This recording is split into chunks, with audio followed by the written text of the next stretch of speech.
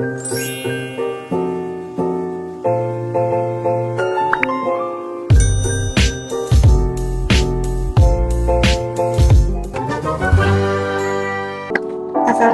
warahmatullahi wabarakatuh. Perkenalkan, nama saya Bella Fardasabila dari Program Studi Hukum Tata Negara Fakultas Syariah Universitas Islam Negeri Sultan Toha Saifuddin Jambi dengan NIM 106210067.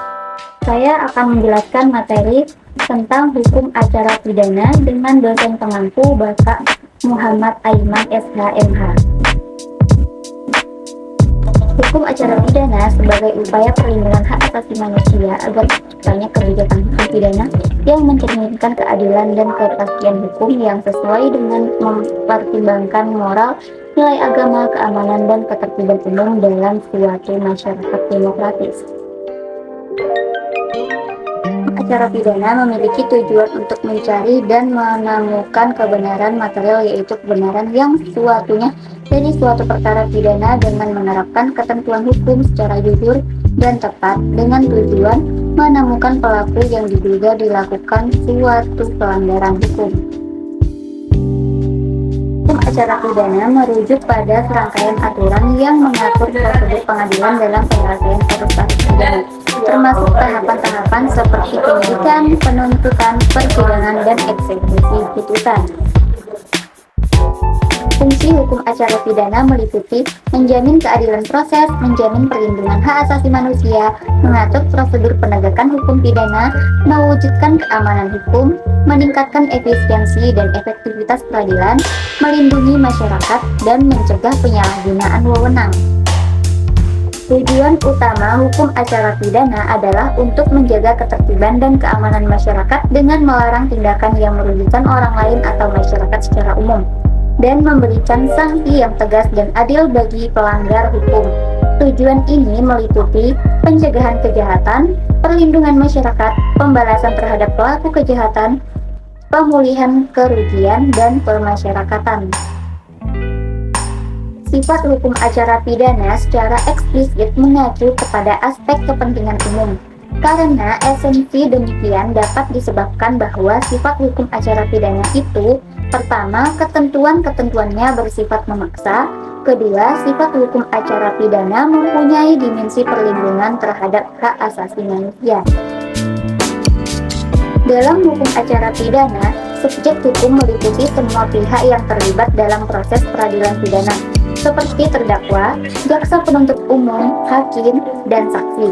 Sementara itu, objek hukum acara pidana adalah semua tindakan yang berkaitan dengan penegakan hukum terhadap pelanggaran pidana, termasuk penyelidikan, penuntutan, persidangan, dan penegakan putusan pengadilan. Sumber-sumber hukum acara pidana dapat beragam, tergantung pada sistem hukum suatu negara.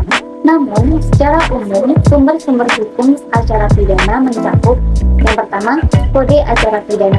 Setiap negara biasanya memiliki satu atau beberapa kode acara pidana yang mengatur prosedur peradilan pidana. Yang kedua, konstitusi.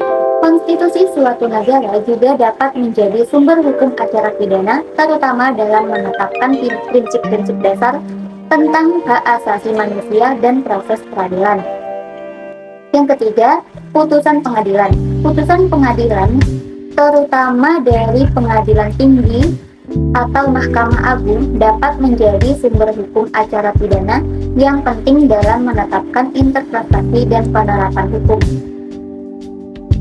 Yang keempat, undang-undang dan peraturan pemerintah. Undang-undang dan peraturan pemerintah juga dapat mengatur berbagai aspek hukum acara pidana, seperti prosedur penyidikan, penuntutan, dan persidangan. Yang kelima, prinsip-prinsip umum hukum, seperti asas keadilan, kebebasan, dan kepastian hukum, juga dapat menjadi sumber hukum acara pidana. Dan yang keenam, yaitu doktrin hukum. Pemikiran dan pandangan para ahli hukum dalam bidang hukum acara pidana juga dapat dijadikan sumber hukum, meskipun biasanya memiliki karakter non-otentik. Asas-asas hukum acara pidana adalah prinsip-prinsip yang menjadi dasar dalam pelaksanaan proses hukum pidana. Beberapa asas penting dalam hukum acara pidana antara lain: yang pertama, asas legalitas. Tindakan pidana harus diadakan pada undang-undang yang berlaku. 2. Ke asas kesamarataan. Setiap orang dianggap tidak bersalah sampai terbukti secara sah dan meyakinkan bersalah. 3. Asas perlindungan hukum. Setiap orang berhak atas perlindungan hukum yang adil dalam proses hukum pidana. 4. Asas kepastian hukum. Setiap orang memiliki hak untuk mengetahui dan dipastikan tentang hukum yang akan diberikan atas perbuatannya. 5. Asas kepentingan umum. Pengakuan hukum pidana bertujuan untuk melindungi kepentingan umum dan menciptakan keadilan sosial. 6. Asas kemajuan. Sistem peradilan pidana harus senantiasa berkembang untuk mencapai keadilan yang lebih baik. Ilmu pembantu dalam hukum acara pidana. Istilah kriminologi yang dikenal sekarang ini merupakan terminologi ahli antropologi Prancis Paul Topinat dari kata Jerman kejahatan atau penjahat dan logos ilmu pengetahuan. Kriminologi berorientasi kepada pertama, pembuatan hukum yang dapat meliputi telaah konsep kejahatan.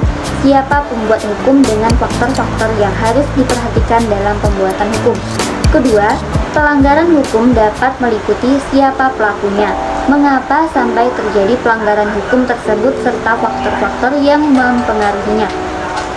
Ketiga, reaksi terhadap pelanggaran hukum melalui proses peradilan pidana dan reaksi masyarakat. Terima kasih sudah menonton video ini, semoga bermanfaat untuk kita semua. See you next video. Assalamualaikum warahmatullahi wabarakatuh.